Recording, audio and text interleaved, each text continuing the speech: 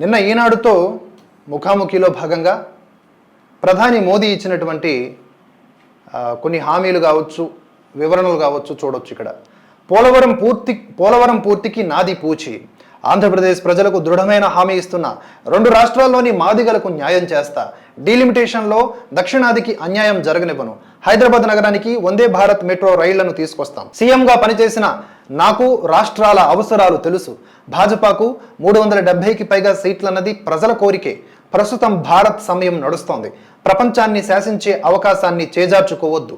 కాంగ్రెస్ తవ్విన గోతులను తొలి 5 ఏళ్లలో పూడ్చాం. మళ్ళీ 5 ఏళ్లలో జాతికి బలమైన పునాది వేశాం. 3వ విడత తొలి 100 రోజుల్లోనే వికసిత్ భారత్ కార్యాచరణ ప్రారంభం. ఇక్కడ 3వసారి అధికారంలోకి రావడం ఖాయమై ఇక ప్రమాణ స్వీకారం చేయడమే మిగిలిందన్న భరోసా ప్రధానమంత్రి నరేంద్ర మోదీలో కనిపిస్తోంది. అందుకే అధికారంలోకి వచ్చిన తొలి 100 రోజుల్లోనే ఏ పనులు మొదలు పెట్టాలన్న దానిపై ప్రణాళికలు రచించుకుంటున్నారు. సార్వత్రిక ఎన్నికల వేళ ఈనాడుకు ఇచ్చిన ప్రత్యేక ఇంటర్వ్యూలో ఆయన ప్రతి మాటలోనూ గెలుపుపై ధీమా కనిపించింది. ప్రస్తుతం భారత్ కాలం నడుస్తోందని, శతాబ్దాల తరువాత వచ్చిన ఈ అత్యుత్తమ అవకాశాన్ని చేజార్చుకోవద్దని దేశ ప్రజలకు పిలుపునిచ్చారు. 2 రాష్ట్రాల పరస్పర అంగీకారంతో విభజన అంశాలను సామరస్యంగా పరిష్కరించేందుకు మా ప్రభుత్వం నిరంతరం ప్రయత్నిస్తోంది. తెలుగు రాష్ట్రాల్లోని మాదిగలకు చారిత్రకంగా జరిగిన అన్యాయాన్ని సరిదిద్దడానికి కంకణబద్ధులమై ఉన్నాం. తెలంగాణకు, దేశానికి హైదరాబాద్ నగరం ఒక గ్రోత్ సెంటర్. ఈ నగరాన్ని అన్ని వైపులా స్పీడ్ కారిడార్లతో అనుసంధానం చేస్తామని పేర్కొన్నారు. రోజుకు ఎన్ని గంటలు పనిచేశానని లెక్కలేసుకునే వ్యక్తిని కాదు.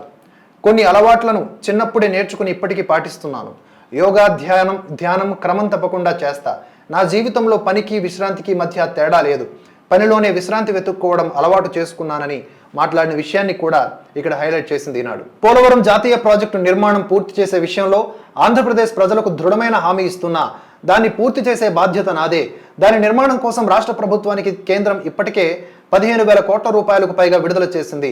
సాంకేతిక సాయం కూడా అందిస్తూ ఉన్నాం అని ఆయన చెప్పడం జరిగింది. కానీ ఏం చేస్తారు? నిరంతరం ఇదే పత్రికలు మోదీకి వ్యతిరేకంగా ఆంధ్రకు, తెలుగు రాష్ట్రాలకు మోసం చేసేసిన వ్యక్తిగా మాట్లాడుతూ ఉంటారు. ఇప్పుడు వారితోనే కూల్చి వీరి అవసరాల కోసం అదే మోదీతో కూర్చొని మాటలు చెప్పటం, ఇప్పుడు కూటమిలో ఉన్నారు కాబట్టి జనాల్లోకి తీసుకువెళ్ళడం చేస్తూ ఉన్నారు. ఇప్పుడు సత్యాలు ప్రకటితమవుతున్నట్లే కదా. ఒకటి వాళ్ళు చేసిన ఎలిగేషన్స్ అన్నా నిజం కావాలా, లేదా మోదీ మాటలన్నా నిజం కావాలా, ఏదో ఒకటి జనాలు ఆలోచించుకోవాలి. ఈ విషయంలో ప్రపంచాన్ని శాసించే అవకాశాన్ని చేజార్చుకోవద్దు అన్న మాటని ఇక్కడ హైలైట్ చేయడం జరిగింది. Yes, it is true. మనం మంచిగా పర్ఫెక్ట్గా వెళ్తున్నప్పుడు ఈ టైంలో కనుక రాంగ్ డిసిషన్ మన ఓటు ద్వారా తీసుకుంటే ఇంతకాలం పడ్డ కష్టం అంతా కూడా వృధా అయిపోతుంది. Just imagine before and after 2014. Just imagine. అప్పుడు భారత్కున్న క్రేజ్, ఇప్పుడుకున్న క్రేజ్, ఇప్పుడు ఉన్న ఈ క్రేజ్ అండ్ ఈ బలంతో మనం మున్ముందు ప్రపంచాన్ని శాసించేటటువంటి శక్తిని సంపాదించుకునే అవకాశం ఉంది. దాన్ని చేజార్చుకోవద్దు అని చెప్పేసి ఆయన మాట్లాడుతూ ఉన్నారు. భవిష్యత్తులో జరగబోయే నియోజకవర్గాల పునర్విభజనలో దక్షిణాది రాష్ట్రాల్లో పార్లమెంటు సీట్లు భారీగా తగ్గిపోతాయనే భయాందోళనలు ఏర్పడ్డాయి. ఈ విషయంలో అక్కడి ప్రజలకు ఎలాంటి భరోసా ఇవ్వగలుగుతారు అని జర్నలిస్ట్ అడిగిన ప్రశ్నకు, ముఖ్యమంత్రిగా పనిచేసిన విస్తృత అనుభవం ఉన్న అతి కొద్ది మంది ప్రధానమంత్రుల్లో నేను ఒకణ్ణి. అందువల్ల నేను రాష్ట్రాల ఆందోళనల్ని అర్థం చేసుకోగలుగుతాను. జాతీయ ఆశయాలతో పాటుగా ప్రాంతీయ ఆకాంక్షలను నెరవేర్చాలన్నదే మా లక్ష్యం. మన ఏకత్వాన్ని విశ్వసించే ప్రజలకు ఇచ్చే హామీ ఏంటంటే, నియోజకవర్గాల పునర్విభజన కసరత్తు ఎట్టి పరిస్థితుల్లో దేశాన్ని విభజించదు, ఏ ప్రాంతానికి అనుచిత ప్రయోజనం కల్పించదు. అది మన ప్రజాస్వామ్యంలో అందరికీ సమానముగా, తగిన విధముగా ప్రాతినిధ్యం కల్పించడానికి చేసే కసరత్తే. ప్రజాప్రతినిధుల ప్రాతినిధ్యాన్ని మెరుగుపరచడానికి రాజ్యాంగంలో పొందుపరిచిన ప్రక్రియే నియోజకవర్గాల పునర్విభజన. ఈ విషయంలో దక్షిణాది రాష్ట్రాల ప్రజలకు అన్యాయం జరగదని నేను గ్యారంటీ ఇస్తున్నా. ఉత్తరం, దక్షిణం, పేదలు, ధనికులు, కులం, మతం పేరుతో విభజించడానికి ఇప్పటికే చాలామంది బ్రిటిష్ కాలం నుంచి ఎత్తులు వేస్తూనే ఉన్నారు. బ్రిటిష్ కాలం నాటి ఎత్తులు వేస్తున్నారు. కాలక్రమంలో ఓటర్లు ఎంతో పరిణితి చెందారు. దాన్ని వారి చర్యల ద్వారా మనం చూసాం. అన్ని మతాల అభివృద్ధికి అవకాశం కల్పించే వికసిత భారత్ నిర్మాణం కోసం ప్రజలంతా ఐక్యంగా ఉన్నట్లు నేను నమ్ముతున్నాను. అందువల్ల ప్రజలెవరూ మోసపోరు, విడిపోరు. గోడలపై రాసినట్లుగా స్పష్టంగా కనిపిస్తున్న ఈ దృశ్యాన్ని కాంగ్రెస్ పార్టీ చూడలేకపోయినా ప్రజలు ఓటు ద్వారా స్పష్టమైన సందేశాన్ని పంపుతారని నమ్ముతున్నాను అనేది ఆయన ఆన్సర్. తర్వాత మళ్ళీ అధికారంలోకి వస్తే నిరుద్యోగ సమస్య పరిష్కారానికి ఏం చేయబోతున్నారు అనే ప్రశ్నకు కూడా ఇక్కడ సవివరణాత్మకంగా ఆయన సమాధానం చెప్పారు. యువతకు ఉద్యోగాలు కల్పించడంలో గత అన్ని ప్రభుత్వాల కంటే మా రికార్డు ఉత్తమంగా ఉంది. మాకున్న అత్యంత ప్రాధాన్య ప్రాధాన్య అంశాల్లో ఇది ఒకటి. ఈ విషయంలో మేము గణనీయ పురోగతి సాధించాం. వార్షిక పిఎల్ఎఫ్ఎస్ డేటా ప్రకారం 2017-2023 మధ్యకాలంలో కార్మికులు జనాభా నిష్పత్తి 56% దాటిపోగా నిరుద్యోగ రేటు కనిష్టంగా 3.2%గా పడిపోయింది. ప్రపంచంలోనే అతి కనిష్ట నిరుద్యోగ రేటు ఇదే. ఎంతోమంది కార్మిక శక్తిలో చేరడాన్ని మనం చూస్తూ ఉన్నాం. గత 6.5 ఏళ్లలో ఈపీఎఫ్ఓలో నికరముగా 6.17 కోట్ల మంది కొత్త చందాదారులు చేరడం సంఘటిత ఉద్యోగ మార్కెట్ వృద్ధిని సూచిస్తోంది. ముద్రా రుణాల ద్వారా 8 కోట్ల కొత్త వ్యాపారాలు ఏర్పడడానికి సాయం చేశాం. నేను ఎక్కువగా మాట్లాడేది దీని గురించే. ఈ ముద్రా యోజన ద్వారా ఎంతోమంది బాగుపడ్డారు. డిజిటల్ ఆర్థిక వ్యవస్థ ఇప్పటికే 6 కోట్ల ఉద్యోగాలను సృష్టించింది. అది రెట్టింపు దిశగా వెళ్తోంది. రియల్ ఎస్టేట్ రంగం గత దశాబ్ద కాలంలో 3 కోట్ల మందికి ఉద్యోగాలు కల్పించింది. రోజ్గార్ మేళా ద్వారా లక్షల మంది యువతను ప్రభుత్వ ఉద్యోగాల్లో నియమిస్తూ ఉన్నాం. స్టార్టప్లు ఇప్పటి వరకు 1,00,000కు పైగా ఉద్యోగాలు కల్పించాయి. సో ఉద్యోగాలు అంటే కేవలం గవర్నమెంట్ ఉద్యోగాలే కాదు, ఉద్యోగ సృష్టి జరగటము, అన్ని వేల మంది, అన్ని లక్షల మంది ఉద్యోగాన్ని పొందటం. 10 ఏళ్లకు ముందు చాలా వ్యవస్థలు మనుగడలోనే లేవు. ఉదాహరణకు క్రీడా రంగాన్ని తీసుకుంటే మేము ఈ రంగాన్ని ఆకర్షణీయమైన కెరీర్గా తీర్చిదిద్దాం. శిక్షకులు, విశ్లేషకులు, పౌష్టికాహార నిపుణులు, గ్రౌండ్ స్టాఫ్ రూపంలో ఎన్నో ఉద్యోగ అవకాశాలు కల్పించాం. అంతరిక్షం, డ్రోన్లు, స్టార్టప్లు, హరిత ఇంధనం లాంటి రంగాలు వేగంగా వికసిస్తూ ఉన్నాయి. ఇది నిజం అని అనిపించడానికి మనకు ఒలింపిక్స్లో వచ్చినటువంటి పట్టిక ఒకసారి చూసుకోండి, పథకాల పట్టిక. అంతకుముందు ఆ తర్వాత ప్రోత్సాహం వల్లే కదా మనకి ఇక్కడ పథకాలు కూడా వచ్చేవి. క్రీడాకారులను ప్రోత్సహించే విషయంలో కూడా మరీ గణనీయంగా నేను అన్నగాని కొంతవరకు బీజేపీ ప్రూవ్ చేసుకుందని చెప్పవచ్చు. ఇంకా ప్రూవ్ చేసుకోవాల్సిన అవసరం ఉన్నది. మౌలిక వసతుల కోసం ఆశ్చర్యపోయే విధంగా మేము 11,11,000 కోట్ల రూపాయలు కేటాయించాం. చరిత్రలో ఇదే అత్యధికం. ముఖ్యంగా మరుగుదొడ్లు నిర్మాణం కావచ్చు, ఇవన్నీ కూడా భారత ముఖ చిత్రాన్ని మార్చేటటువంటి నిర్ణయాలు. స్టార్టింగ్లో ఆయన మరుగుదొడ్లు ప్రతి ఇంట్లో ఉండాలని చెప్పేసి అంటే ఒక ప్రధానమంత్రి మాట్లాడవలసిన మాటలైనా ఇది శౌచాలయం గురించి మాట్లాడతాడేంటి ప్రధాని, స్వచ్ఛ భారత్ అంటాడేంటి, చీపురు పట్టుకుంటాడంటారేంటి అని ఇలా వెక్రించారు. దాని తాలూకు ఇంపాక్ట్ ఇప్పుడు తెలుస్తుంది ఒక్కొక్కడికి. ప్రపంచం పారిశ్రామికం 4.0 వైపు మళ్ళుతున్న తరుణంలో ఉద్యోగాల గుణం వేగంగా మారుతోంది. ఈ మార్పును ముందు చూపుతో గ్రహించి మనం అందిపుచ్చుకుంటున్నాం.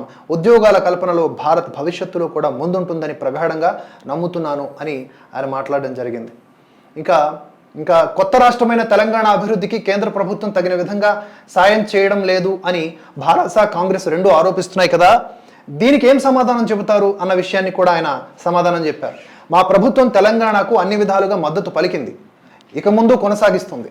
వృద్ధికి తెలంగాణలో విస్తృత అవకాశాలు ఉన్నప్పటికీ దాని పురోగతికి భారత కాంగ్రెస్ ప్రభుత్వాలు బ్రేకులు వేశాయి. ఆ ప్రభుత్వాల వైఫల్యాల గురించి ప్రజలు నిలదీస్తుంటే సమాధానం చెప్పలేక కేంద్ర ప్రభుత్వంపై నిందలు మోపుతున్నాయి. తెలంగాణ ప్రజలు చాలా తెలివైన వారు.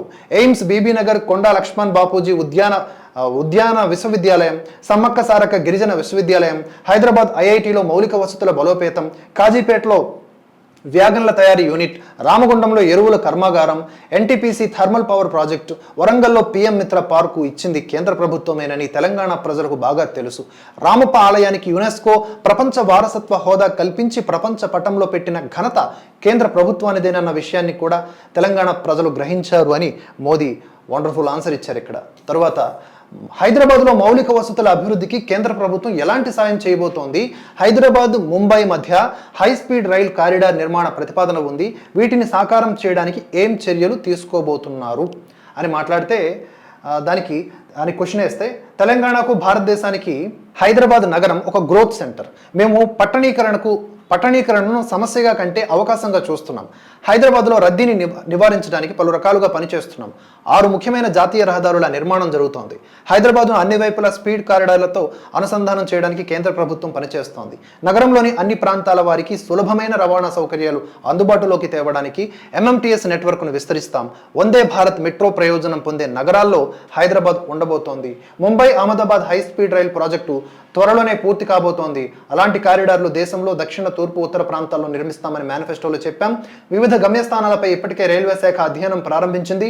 దక్షిణాదిలో హైదరాబాద్ ముఖ్య నగరం కాబట్టి భవిష్యత్తులో హై స్పీడ్ రైల్ కారిడార్ను ఖచ్చితంగా చూస్తుంది అని ఆన్సర్ ఇచ్చారు ఆయన. ఎస్సీ రిజర్వేషన్ల వర్గీకరణకు మీ వద్ద ఉన్న ప్రణాళికలు ఏంటి, మరీ ముఖ్యంగా తెలుగు రాష్ట్రంలో ఏం చేయబోతున్నారు అనే ప్రశ్నకు కూడా ఆయన సమాధానం ఇవ్వడం జరిగింది.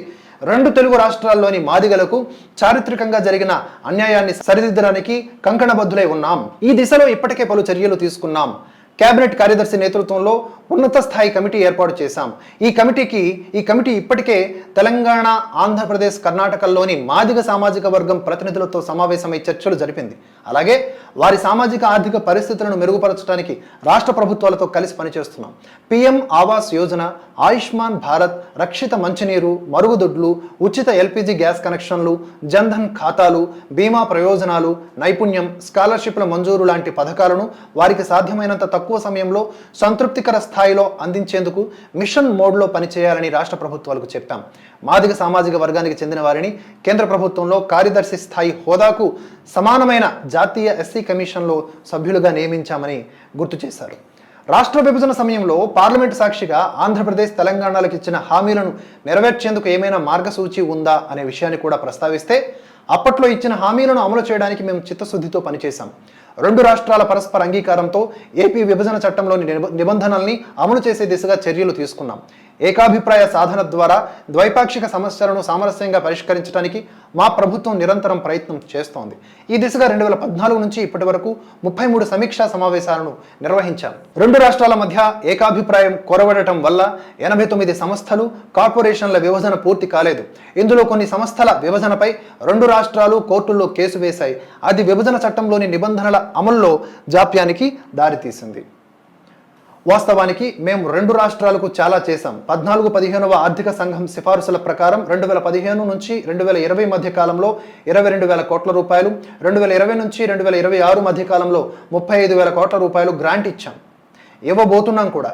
దీనికి తోడు వనరుల లోటు భర్తీ, 7 వెనుకబడిన జిల్లాల అభివృద్ధి, రాజధాని నిర్మాణం, పోలవరం ప్రాజెక్టు, విదేశీ సాయం కింద చేపట్టిన ప్రాజెక్టుల రుణాలపై వడ్డీ రాయితీ కోసం 2014-2023 మధ్య కాలంలో ఆంధ్రప్రదేశ్కు 35,000 కోట్ల రూపాయలకు పైగా విడుదల చేశామని ఆయన గుర్తు చేశారు. ఐఐటి, ఎన్ఐటి, ట్రిపుల్ కేంద్ర విశ్వవిద్యాలయం, వ్యవసాయ విశ్వవిద్యాలయం, ఐసర్, గిరిజన విశ్వవిద్యాలయం, national institute of design, petroleum university, దాంతోపాటుగా ఎయిమ్స్ ఆంధ్రప్రదేశ్లో ఏర్పాటు చేశాం. విశాఖపట్నం కేంద్రంగా దక్షిణ కోస్తా రైల్వే జోన్ ఏర్పాటుకు ఆమోదముద్ర వేశాం. ఆంధ్రప్రదేశ్ను పెద్ద పారిశ్రామిక కేంద్రంగా తీర్చిదిద్దడానికి మేము కసరత్తు చేస్తున్నాం. వైజాగ్ చెన్నై ఇండస్ట్రియల్ కారిడార్ను ఢిల్లీ ముంబై పారిశ్రామిక కారిడార్ తరహాలో అభివృద్ధి చేస్తున్నాం. తెలంగాణలోని ములుగులో గిరిజన విశ్వవిద్యాలయాన్ని ఏర్పాటు చేశాం. భూమి ఇవ్వడానికి గత భారత ప్రభుత్వం 5 ఏళ్లు జాప్యం చేసినప్పటికీ విశ్వవిద్యాలయం ఏర్పాటుకు చట్టం చేశాం. కాజీపేటకు రైల్వే వ్యాగన్ల తయారీ యూనిట్ మంజూరు చేశాం. 9 ఉమ్మడి జిల్లాల అభివృద్ధి కోసం ప్రత్యేక సాయం క్రింద 2,250 కోట్ల రూపాయలు విడుదల చేశాం. కానీ అక్కడి ప్రభుత్వాలు గత 10 ఏళ్లలో రాజకీయ ప్రయోజనాలను దృష్టిలో ఉంచుకొని ప్రజా సంక్షేమాన్ని పణంగా పెట్టి సమస్యలను పెండింగ్లో పెట్టే పంథాను అనుసరించాయి. దాంతోపాటు ఇంకో క్వశ్చన్, తెలంగాణలో పసుపు బోర్డు ఏర్పాటు చేస్తూ గెజిట్ నోటిఫికేషన్ విడుదల చేసినా దాన్ని సాకారం చేసే విషయంలో ఆ తర్వాత చర్యలేమీ చేపట్టలేదు. ఈ విషయంలో ఏదైనా ముందడుగు ఆశించవచ్చా? రైతులకు సాధికారత కల్పించడానికి మా ప్రభుత్వం తీసుకున్న ముఖ్య చర్యల్లో పసుపు బోర్డు ఒకటి. ప్రధాన కార్యాలయం ఖరారు దగ్గర నుంచి అధికారుల గుర్తింపు వరకు పనులు వేగంగా జరుగుతున్నాయి. ఎన్నికల ప్రవర్తన నియమావళి కారణంగా ఈ పనులపై కొంత ప్రభావం పడింది. 3వసారి అధికారంలోకి వచ్చిన తొలి 100 రోజుల్లోనే పనులు ప్రారంభిస్తాం. దేశంలో పసుపు రంగానికి ప్రోత్సాహం, అభివృద్ధికి ఈ బోర్డు దోహదం చేస్తుంది. పరిశోధన, మార్కెట్ సౌకర్యాల అభివృద్ధి, వినియోగం పెంపు, విలువల జోడింపు లాంటి అంశాలపై ఈ బోర్డు పనిచేస్తుంది అని మాట్లాడారు మోదీ. ఈనాడుకి ఇచ్చినటువంటి ఇంటర్వ్యూలో చాలా అంశాల వరకు ఆయన ప్రస్తావించినవి ఇక్కడ మనం అబ్జర్వ్ చేయొచ్చు. ఆ మాటల్లో మీకు ఎంతవరకు కరెక్ట్ అనిపించింది అండ్ కరెక్ట్ అనిపించలేదు అనే విషయాన్ని కామెంట్స్ రూపంలో తెలియజేయాల్సిన అవసరం మీదే. అండ్ ఇది అబ్జర్వేషన్. ఒకే వేలో ఇన్నాళ్ళు పత్రికలు ఇచ్చినటువంటి కథనాలకు భిన్నంగా వస్తున్నటువంటి మరొక వెర్షన్ ఇది. ఈ రెండిట్లో వాస్తవాలు ఏంటి అనేది మనమే అబ్జర్వ్ చేయాలి. మనమే ఒకసారి ప్రాక్టికల్గా ఏం జరిగింది ఇన్నాళ్ళు అని చూసుకోవాలి. బికాజ్ ఆఫ్ ద పాలిటిక్స్ చాలా వరకు అభివృద్ధి ఆగిపోతూ ఉంటుంది. ఏదైనా ఒక మంచి నిర్ణయం కేంద్రం ప్రతిపాదిస్తే ఎక్కడ మోదీకి పేరు వచ్చేస్తుందో అని చెప్పి దాన్ని తీసుకురారు, దాన్ని ఇంప్లిమెంట్ చేయరు, చేసినా కూడా స్టిక్కర్లు మారుస్తారు. సరే ఎట్లా ప్రజలకు ప్రయోజనాలు వస్తే పర్వాలేదు అనుకుంటే అదొక లెక్క. కొన్ని పథకాల్ని ఇంట్రొడ్యూస్ చేయరు, ఇగ్నోర్ చేస్తారు. ఇవన్నీ కూడా ప్రజలు గమనించాలి.